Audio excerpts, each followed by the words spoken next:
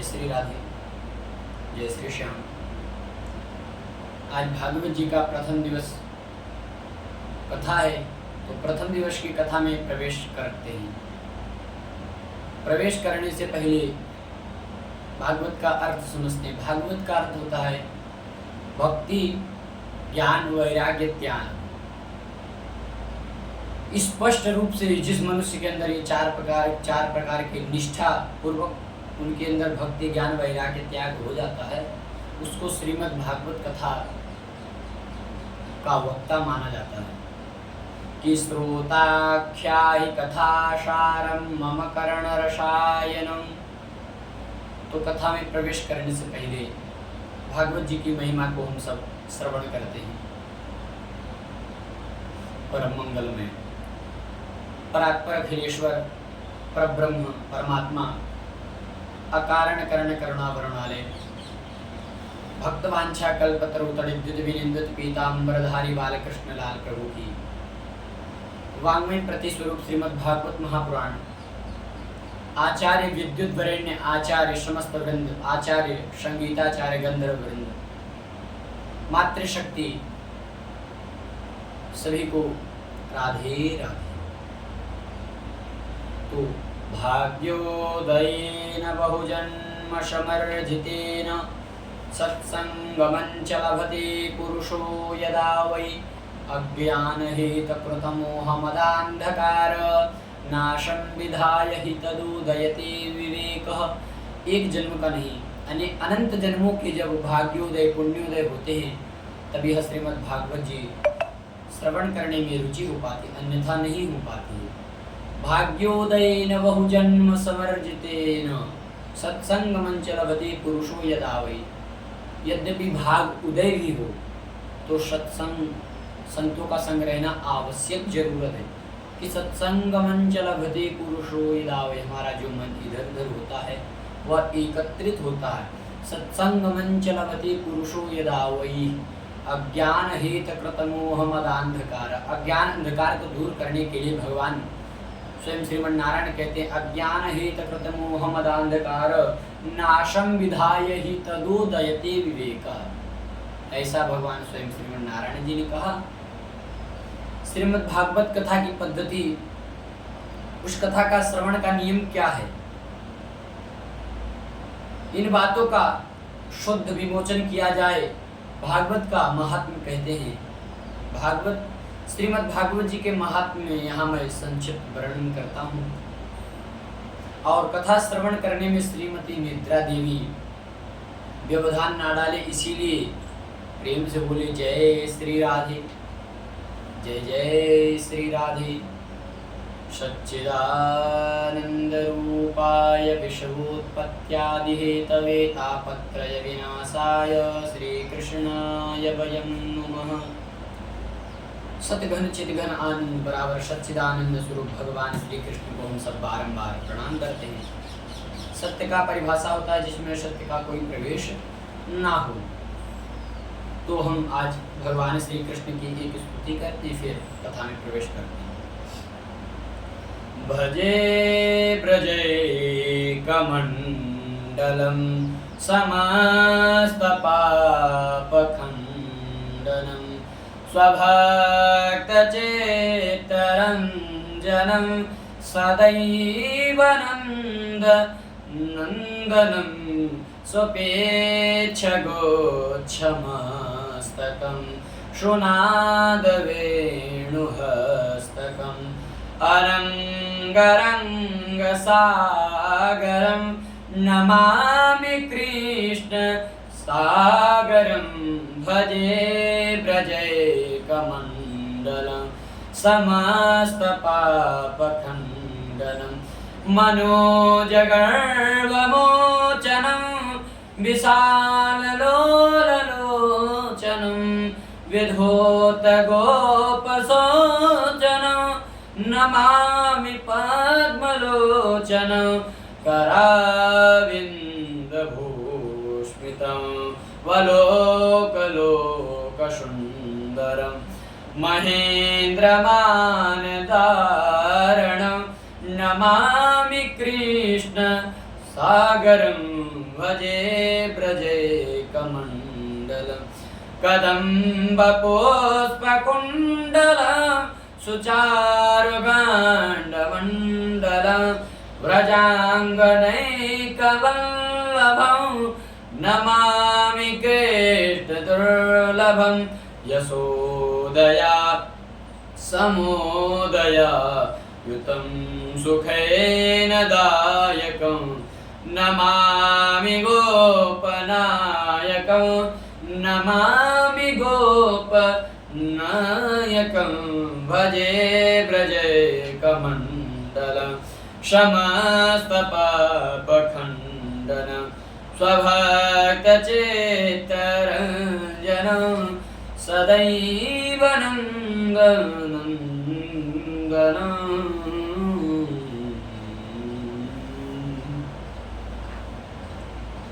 तो हम लोगों ने भगवान की स्तुति गाई, तो अब कथा के महात्म्य को प्रवेश करते। सच्चिदानंद रूपाय विश्वोत्पत्त्यादिहेतवे तापत्रय विनाशाय श्री कृष्णाय वयं नमः। सत्य का परिभाषा क्या होता है? सत्य वो चीज है जिसमें असत्य का कोई नाम ना हो। सत्य उसे ही कहते हैं जिसमें असत्य का कोई भी प्रकार का क्षण भर भी नाम ना हो। और हमेशा हम लोगों को सत्य ही बोलना चाहिए, क्योंकि सत्य ही एक सनातन है और सत्य भगवान नारायण भी है। तो सत्य की परिभाषा यही होता है कि उसमें असत्य ना हो और सत्य ही बोले, वह सत्य होता है। चित का मतलब होता है प्रकाश। यद्यपि हमें किसी चीज की श्रवण करना हो, श्रवण तो कर लेंगे बिना लाइट का भी, लेकिन किसी चीज के बारे में पढ़ना हो, किसी चीज का अध्ययन करना हो हमें, तो हमें प्रकाश का जरूरत अवश्य पड़ेगा। जैसे हम लोगों को प्रकाश का जरूरत अवश्य पड़ेगा, वैसे श्रीमन नारायण स्वयं प्रकाशित है, उन्हें प्रकाशित का कोई जरूरत नहीं है। और आनंद भगवान स्वयं श्री कृष्ण है, इसीलिए बोलते हैं नंद घर आनंद भयो जय कन्हैया लाल की जय श्री कृष्णा। सच्चिदानंद रूपाय, यह स्वरूप लक्षण बताया है भगवान का कैसा रूप है। सत्य है, चित है और आनंद है। और तटस्थ लक्षण क्या है? विश्वोत्पत्त्यादि हेतवे, विश्व की उत्पत्ति, विश्व की जो उत्पत्ति करने वाले भगवान ब्रह्म हैं। विश्वोत्पत्त्यादि हेतवे, विश्व की उत्पत्ति करते हैं और विश्व का पालन सृजन संहार करता भगवान स्वयं श्रीमन नारायण। तापत्रय विनाशाय, हमारे जीवन में 3 प्रकार के ताप होते हैं और 3 प्रकार के पाप भी होते हैं। पहले ताप क्या होते हैं? आध्यात्मिक, आदि दैविक, आदि भौतिक। या 3 प्रकार के ताप हुए। और 3 प्रकार के पाप श्रवण कीजिए। मनसः वाच कर्मणः, मन का गलती क्या होता है? आप मन में ही किसी करें कि वो वहां पे जाके गिर जाए। काहे गिरी हुई जाके? नहीं गिरना है। और उसको कोई जा रहा है, जैसे कि मान लीजिए मोटरसाइकिल से जा रहा है, मान लीजिए कहीं पे भी जा रहा है, आप उसको मन से बोल दिए कि आगे जाके भगवान इसके साथ ऐसा हो जाए। तो यह मनसा और वाचा मतलब किसी को ऐसा डांट दिए हैं, इतने कड़क तरीका से डांट दिए कि वह एकदम उसे लगे कि मैं अभी हत्या कर लूं अपना। ऐसी वाणी बोलिए, ऐसी वाणी बोलनी चाहिए जिसमें किसी को बुरा ना लगे। ऐसा बात बोलिए कि दूसरे को भी अच्छा लगे और तुमको कहने में भी अच्छा लगे और दूसरे को श्रवण करने में भी अच्छा लगे। और वह उसको इतना गलत लग गया, आप तो मानिए किसी को अच्छा चीज के लिए भी उसे डांट दिए, अब उसको जानकारी होगा क्यों डांट दिए तब ना, नहीं आप बताएंगे तो वो गुस्सा में जाएगा, एक कोना में बैठ के रोने लगेगा और फिर सोचेगा कि ऐसा ऐसा कर ले। तो यह वाचा हुआ कर्म, वाच ऐसा डांट दिए। और कर्मणः जो हम करते हैं, ऐसा नहीं है कि हम पृथ्वी पर गलत कार्य कर रहे हैं तो हमें ऊपर ही फल मिलेगा। जो गलती से हुआ हो वह ऊपर मिलता है फल, लेकिन जो आपने जान के किया हो वह फल यही मिल जाता है, यह पृथ्वी पर ही मिल जाता है। कि धनानि भूमो बसवस्य गोष्ठे भार्या गृहद्वारे जन श्मशाने देहश्चितायां परलोकमार्गे कर्मानुगो गच्छति जीव एक। हमारा जो धन होता है वह इस धरती पर ही धरा रह जाता है। यह जो पृथ्वी है यह क्या है कलियुग में, इसे कहा गया है मृत्यु लोक। धनानि भूमौ पशवश्च गोष्ठे, धन जो रहता है हमारा वह धरती पर धरा रह जाता है। अब पशु गौशाले में बंधे रहते, पशवश्च गोष्ठे भार्या गृहद्वारिजन श्मशाने, भार्या का होता है पत्नी, हमारी जो पत्नी रहती है, जिनकी पत्नी होती है वह घर के दरवाजे तक ही रहती है। भार्या गृहद्वारिजन श्मशाने, रिजन श्मशाने, और जो जन लोग हुए तुम्हारे भाई बंधु तुम्हारे दोस्त जो भी हुए, रिजन श्मशाने श्मशान तक जाते हैं। भार्या गृहद्वारिजन श्मशाने देहश्चितायां परलोक मार्गे, देहश्चितायां परलोक मार्गे, हमारा जो शरीर होता है उसको देह भी बोलते हैं, वह चिता पे धरा रह जाता है। और परलोक मार्गे हमारे जो अच्छे या बुरे कर्म होते वही साथ में जाते हैं। कर्मानुगो गच्छति जीव एक, एक एक जो भी गलती हुआ वह सब कुछ ऊपर चला जाता है। तो यह मनसा वाचा कर्मणः, कर्मणः तो आप समझ ही गए, हम किसी को हत्या कर रहे हैं, किसी पे अत्याचार कर रहे हैं, किसी पशु पक्षी को कोई मार रहा है, या कर्मणा, यह 3 प्रकार के पाप होते हैं। विश्वोत्पत्त्यादि हेतवे तापत्रय विनाशाय श्री कृष्णाय वयम्, भगवान श्री कृष्ण के पाद पद्मों में चरणों में हम सब अपना बारंबार प्रणाम निवेदित करते हैं। श्री कृष्णाय वयम् नमः।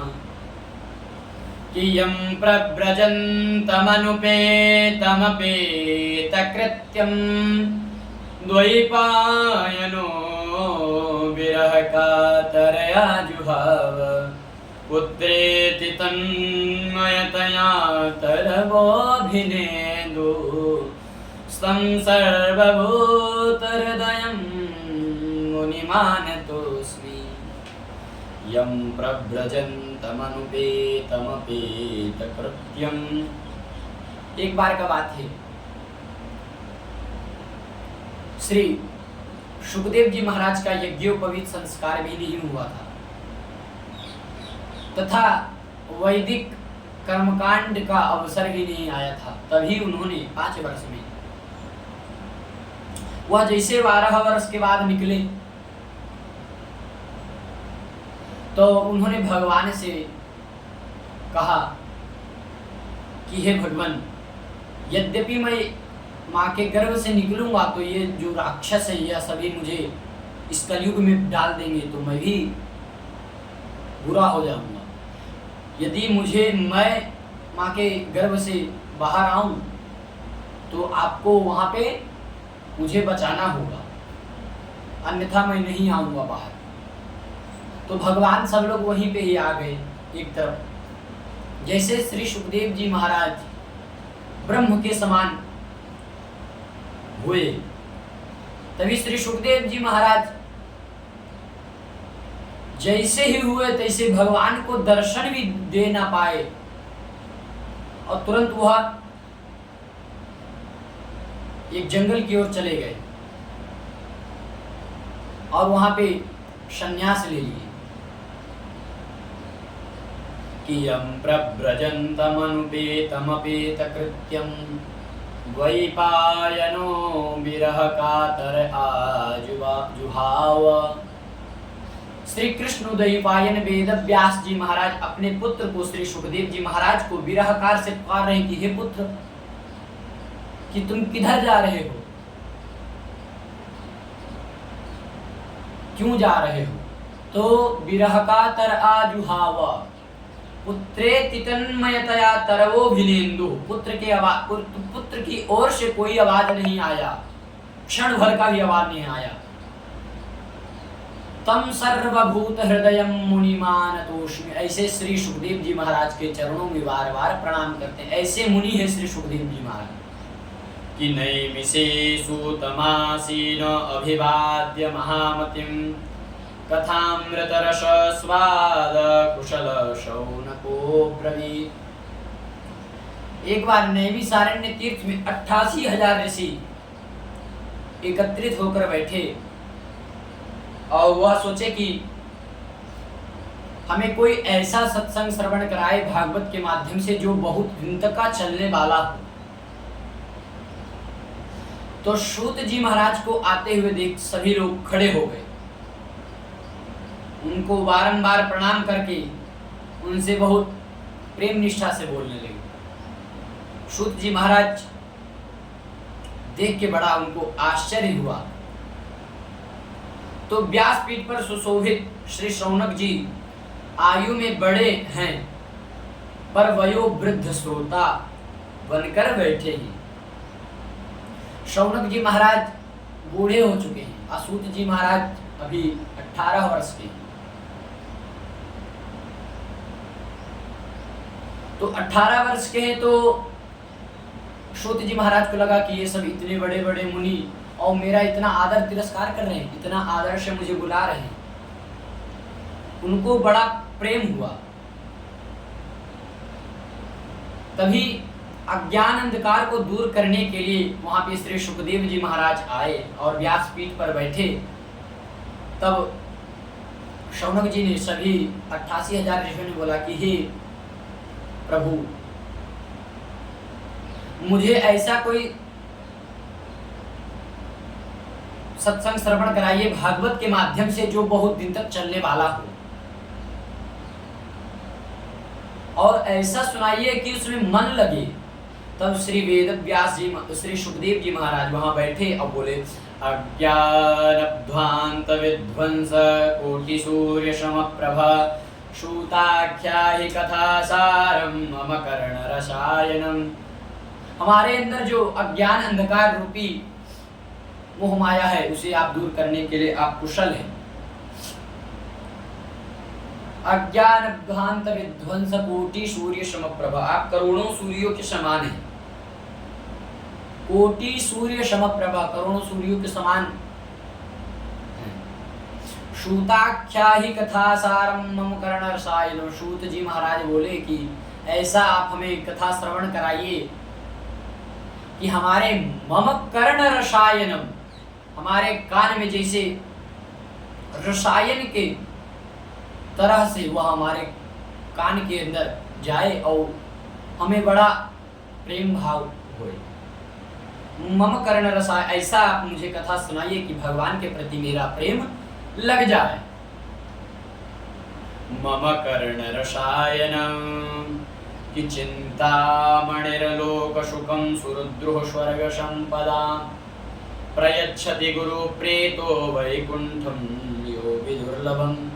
चिंतामणि के समान सुरुद्रो स्वर्ग संपदाम प्रयच्छति गुरुप्रीतो। वह जो चिंतामणि है वह मेरे किसी काम के नहीं है। सुरुद्रु स्वर्ग संपदाम, क्या स्वर्ग है? यदि हमारे गुरुजी चाहे तो हमें वह स्वर्ग भी दुर्लभ हमें करा सकते हैं। वैकुंठ प्राप्त करा सकते हैं। और कि गुरु बिन भव निधि तरहि न कोई, जो विरिंच संकर्षण होई। श्री गोस्वामी तुलसीदास जी महाराज ने कहा, गुरु बिना भव निधि तरहि न कोई, गुरु के बिना भव से पार लगने वाला कुछ नहीं है। जो विरिंच संकर्षण होई, जो गुरु जी चाहेंगे वही होगा। कि प्रयच्छति गुरु प्रीतो वैकुंठ योगी दुर्लभम, गुरु जी चाहेंगे तो आपको वैकुंठ की प्राप्ति भी करा सकते हैं। इसीलिए गुरु कृपा ही केवलम कहा गया। गुरु का कृपा हमेशा लेना चाहिए। सर्वप्रथम गुरु होते हैं हमारे माता, उसके बाद गुरु माता पिता। और माता को इसलिए सर्वप्रथम गुरु कहा गया है क्योंकि दुनिया में सब कुछ मिल जाता है पर माँ ना मिले।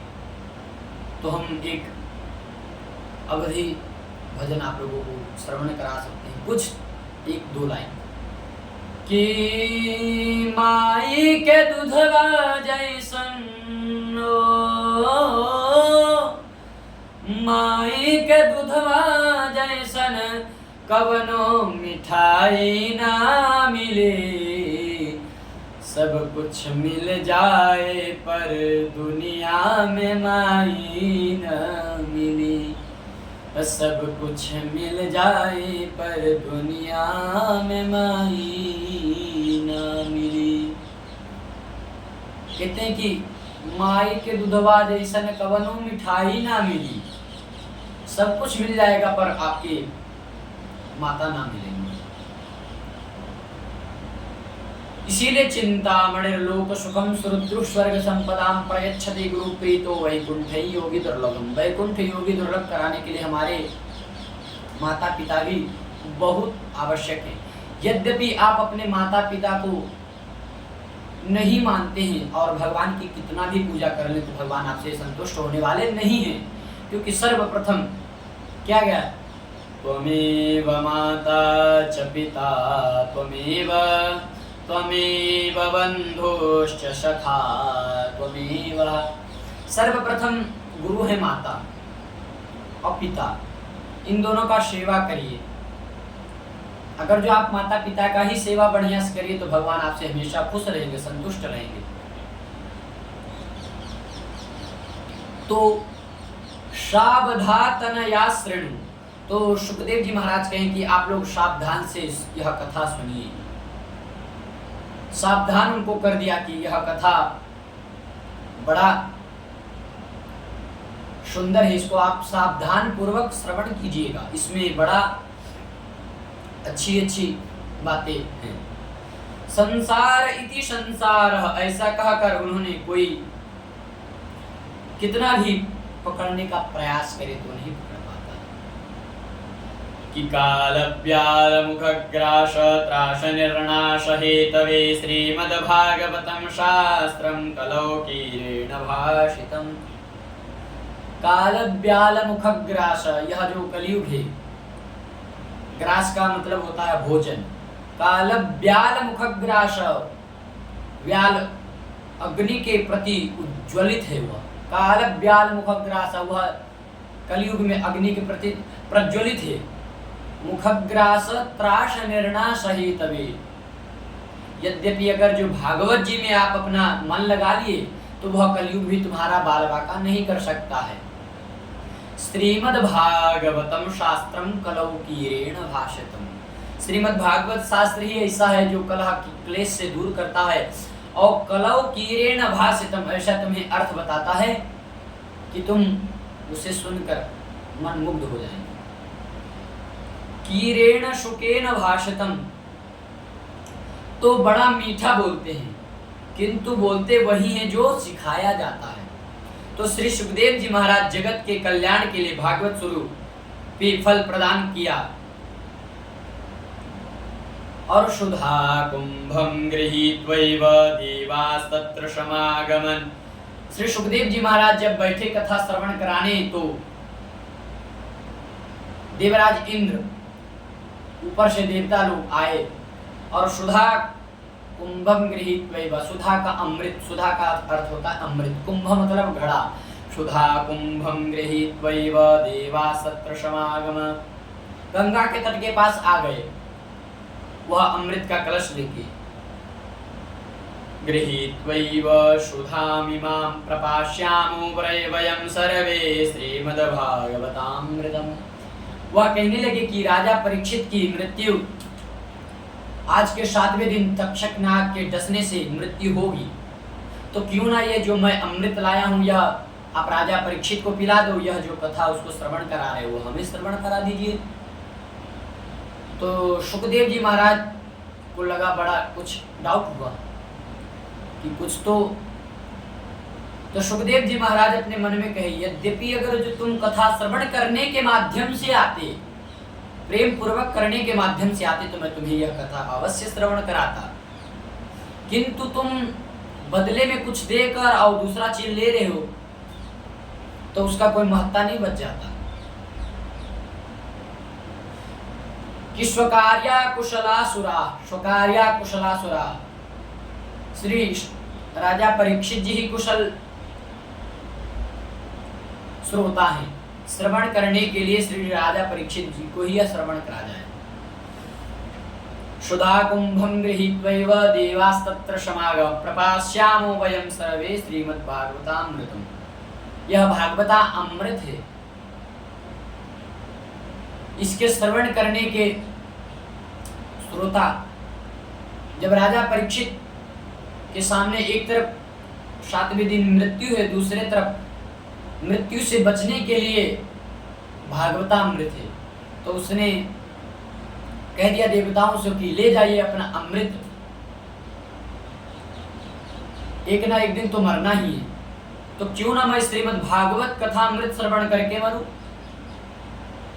ऐसा देवताओं ने को कह दिया और कहे कि ले जाइए अपना अमृत। तो सुखदेव जी महाराज बड़े प्रसन्न हुए ऐसा बात उनका श्रवण करके,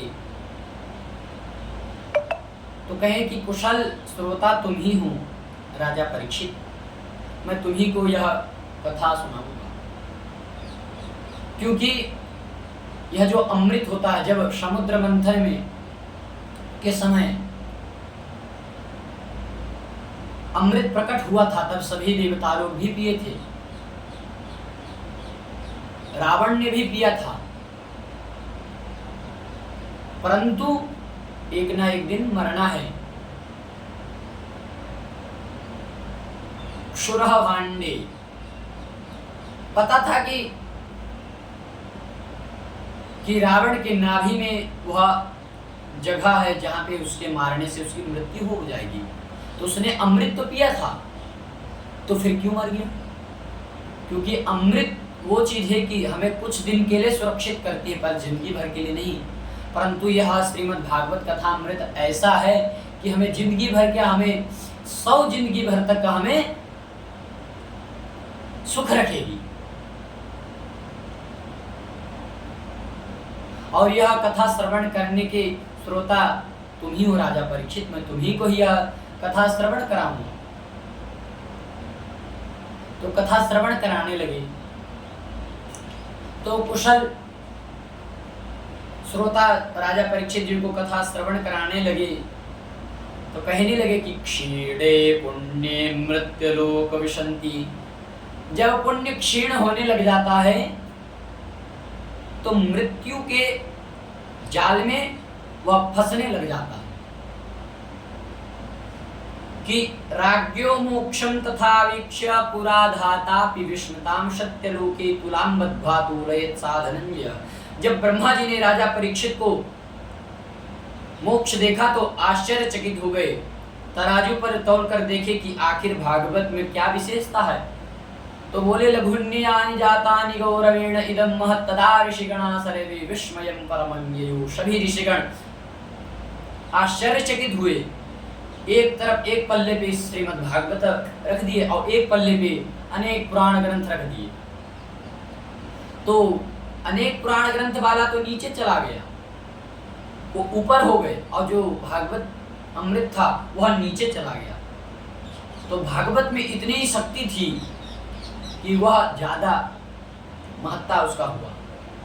तो सब देवता लोग बड़ा आश्चर्यचकित होने लगे और बोलने लगे कि मेनिरे भगवद्रूतम शास्त्रम भागवतम कलो। साक्षात श्री कृष्ण ही इस कलयुग के प्राणियों के कल्याण के लिए यह श्रीमद् भागवत संहिता आकर विराजमान हो गए। इसीलिए मैं भगवान के प्रत्येक अक्षर में गोविंद का श्यामल समाई हुई है।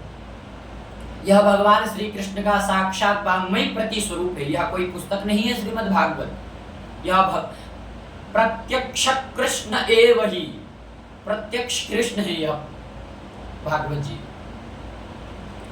कि एकदा ही विशालाय चत्वार ऋषयो मला सत्संगर्थं समायात ददृशोस्तत्र नारद। एक समय की बात है कि बद्री विशाल में शौनकादि चारों भाइयों सत्संग की इच्छा से विचरण करते रहे और भजन पूजन करने लगे। सत्संग के एकांत में भजन करने लगे और देखा बहुत प्रसन्न हो गए। संत जो कोई भगवत दृशिक संत मिलता है तो बड़े प्रसन्न हो जाते हैं कि आज कुछ भगवत चर्चा होगी। और शौनकादियों ने का जीवन भागवत कथा ही है। और कथम कथम ब्रह्मणदीन मुखम कुतश्चिंता तुरो भवान त्वरितं गम्यते कुत्र कुत्र कुतश्चागमनं तव। कथम ब्रह्मणदीन मुखम, हे ब्राह्मण आप इधर उधर क्यों भटक रहे हैं? आप किस चिंता में पड़े हैं? आपकी क्या चिंता में है वह हमें बताने का प्रयास करेंगे। इदानीं शून्यचित्तोऽसि गतवित्थो यथा जना तवेदं मुक्तसंगस्य नोचितं वद कारणं। गतवित्थो यथा जना, तुम्हारे मन में क्या चल रहा है? क्योंकि जो धन छीन लिया जाए, संत महापुरुषों का ऐसा कोई धन नहीं होता। संत समझते नहीं कि वो क्या धन है, लेकिन उसे संसार में कोई चुराने वाला नहीं है। जो मेन धन होता है उसे चुराने वाला कोई नहीं है। तो महात्माओं का धन क्या होता है? वृंदावन में जाके देखिए, कहते हैं कि हमारो धन राधा श्री राधा श्री राधा, हमारो धन राधा श्री राधा श्री राधा, हमारो धन राधा राधा राधा राधा राधा, हमारो धन राधा राधा राधा राधा राधा, परम धन राधा श्री राधा श्री राधा, हमारो धन राधा श्री राधा श्री राधा, हमारो धन राधा राधा राधा राधा राधा, मोहन की प्यारी राधा श्री राधा श्री राधा, हमारो धन राधा श्री राधा श्री राधा श्री राधा श्री राधा श्री राधा श्री राधा। संतों का धन यही होता है। हमारा धन कहीं रखा हुआ तो चुरा लेंगे, लेकिन हमारे मन के अंदर, हमारे हृदय में रखा हुआ तो उसको कौन चुराएगा? कि पुष्करम च प्रयागम च काशीं गोदावरी तथा हरे क्षेत्रं कुरुक्षेत्रं श्रीरंगं सेतुवंदनम्। जब समस्त भूमंडल में मेरे चित्त शांति कहीं नहीं मिली तो मैं पुष्कर घुमाया, प्रयाग घुमाया, काशी घुमाया, गोदावरी घुमाया, श्रीरंगम घुमाया, सेतु बंधन घुमाया, परंतु मुझे शांति कहीं नहीं मिली। तो उस शांति से बचने के लिए मुझे कोई उपाय बताइए। तो श्री गोस्वामी तुलसीदास जी महाराज बोलते हैं कि तपसे धनवंत दरिद्र गृही कलि कौतुक तात न जात कहीं। पहले संत महात्मा जितने विरक्त होता था वह उतना ही महान माना जाता था, किंतु आज वैभव संपन्न हो जाता, श्रेष्ठ माना जाता। लेकिन आज यह देखा जाता है कि किस संत के पास कितना धन है, लेकिन यह नहीं देखना चाहिए। और यह श्रीमद् भागवत जी का कि अहम भक्तिरिति ख्याता इमौ ते तनयौ मतौ ज्ञान वैराग्य नामानौ काल योगेन जर्जरौ। नारद जी पूछते हैं कि अहम भक्तिरिति ख्याता इमौ ते तनयौ मतौ। क्या एक बूढ़ी बोलती है कि अहम भक्तिरिति ख्याता इमौ ते तनयौ मतौ, मैं ज्ञान वैराग्य की माँ भक्ति। अहम भक्तिरिति ख्याता इमौ ते तनयौ मतौ। क्या हुआ है तुम दोनों, तुम तीनों लोगों को कि ज्ञान वैराग्य नामानौ काल योगेन जर्जरौ।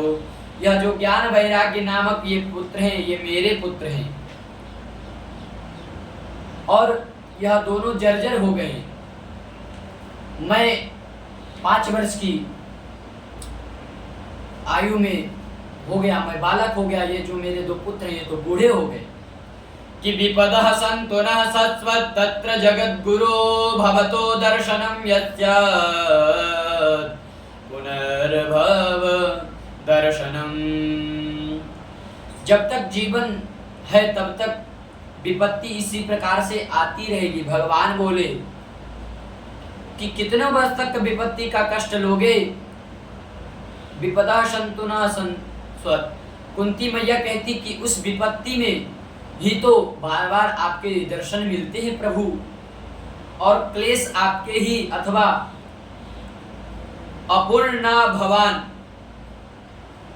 इसी प्रकार से हे प्रभु, यद्यपि हमें कोई कष्ट होगा तो हम आपको याद कर सकेंगे। विपदा सन्तु न सिद्धि।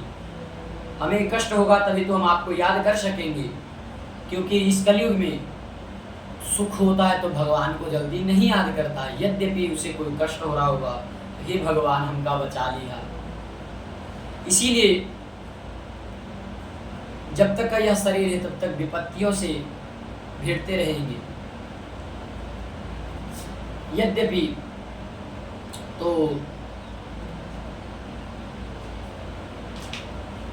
इस कलयुग में रहकर जो भागवत कथा अमृत श्रवण करता है ना, उसी की परम गति होती है।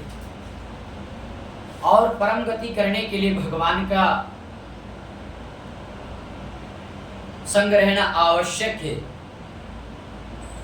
कि बोलते हैं कि यह श्रीमद् भागवत कौन श्रवण कराए, कैसा वक्ता होना चाहिए। बोले विरक्तो वैष्णवो विप्रो वेद शास्त्र विशुद्धकृत दृष्टांत कुशलो धीरो वक्ता कार्योति निष्प्रह।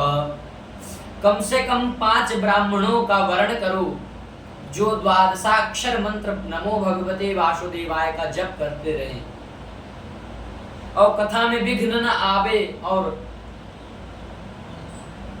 कोई कष्ट ना आवे, थोड़ा थोड़ा भजन भी करते रहे, और विपक्ष में जैसा शरीर हो तद अनुसार करना।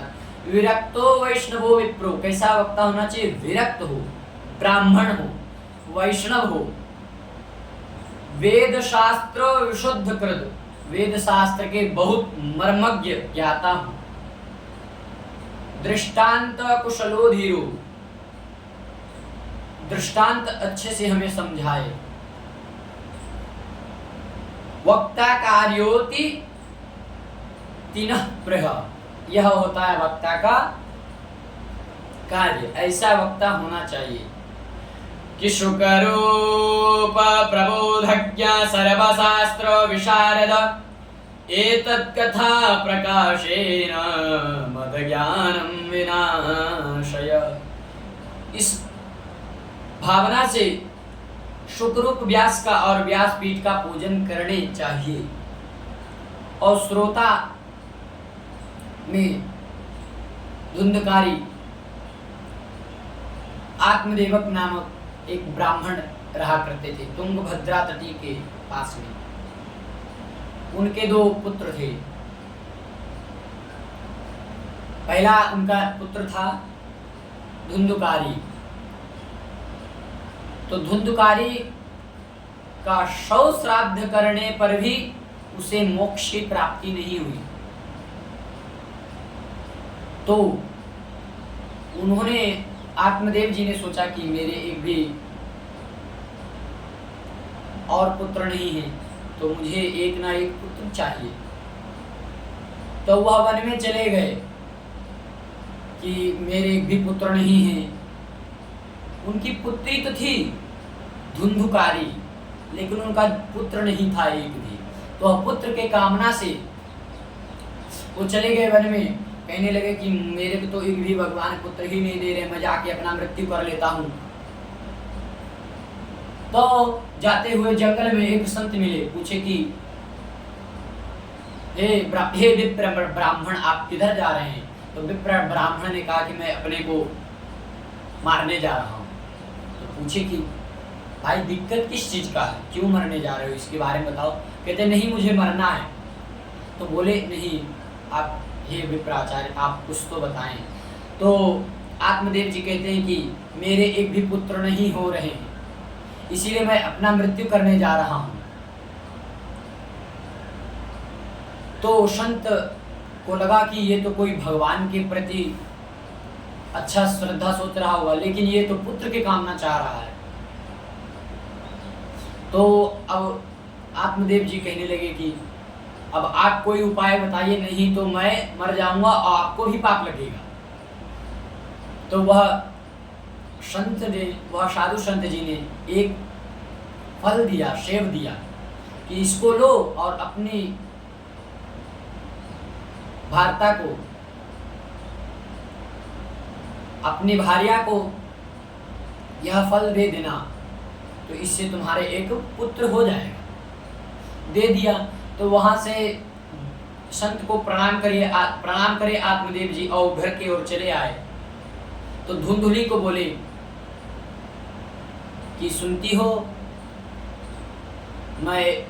मुझे एक साधु संत मिले, उन्होंने ऐसा ऐसा मुझे चीज दिया है, तुम इसे खा लेना, इससे हमको एक पुत्र हो जाएगा। तो वो कही ठीक है, उनके सामने बोल दी। फिर आत्मदेव अपना कार्य करने लगे। तो धुंधुली जो थी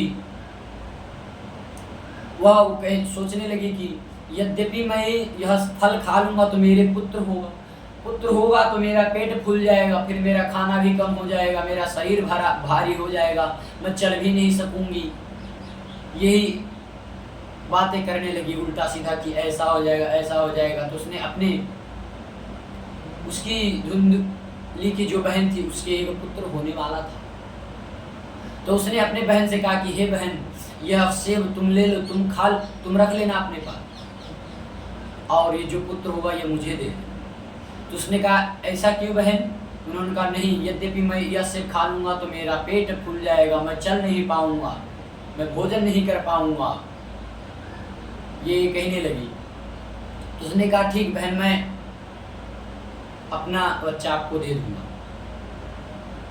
तो उन्होंने अपना बच्चा दे दिया, और वह जो सेब था, एक गौ उनके पास था, उसका भी कोई बच्चा नहीं हो रहा, गौ का भी। तो उन्होंने सोचा क्यों ना इन्हीं को ही खिला के देखते, इनका भी बच्चा नहीं हो रहा, क्या पता सत्य निकले संत का बात। तो उन्होंने दिया, गाय को खिला दिया, और वह अपने बहन से वो ले ली बच्चे को ले ली, और आत्मदेव ब्राह्मण से कहने लगे कि अपने एक पुत्र हो गया। तो बड़े खुश हो गए। और कुछ ही दिन बाद वह गाय के एक पुत्र हुआ, उसके जो कान थे वह मनुष्य के थे। तभी उसका नाम सब लोग कहने लगे कि, तो आत्मदेव जी ने ब्राह्मण को बुलाया, कहा कि इनका नाम क्या रखा जाए। नामकरण करवाया, उनका नाम था गोकर्ण। गोकर्ण जी उनका नाम पड़ा। तब गोकर्ण जी महाराज हुए। फिर उसके बाद धुंधुली ने अपने माता पिता को मार दिया, अपने माता को कुएं के अंदर ढकेल दिया और पिता को वहीं अपने आंगन में मार दिया। तभी से उसकी मोक्ष की प्राप्ति नहीं हुई। तो गोकर्ण जी ने विप्र आचार्य से पूछा कि ऐसा क्या चीज है जिसके श्रवण करने से इसका भी मोक्ष हो जाए। तो उन्हें पता पड़ा कि यह भागवत है, तो इसके श्रवण करने से मोक्ष हो जाएगा। तो उन्होंने पहले दिन कथा श्रवण कराया। तो पहले दिन एक बांस में 7 गांठें बांध दी, उसमें हल्दी और जो भी प्रकार के चीज बांध दी। प्रथम दिवस का कथा हुआ तो प्रथम बार बांस फटा। तो आइए, जय श्री राधे।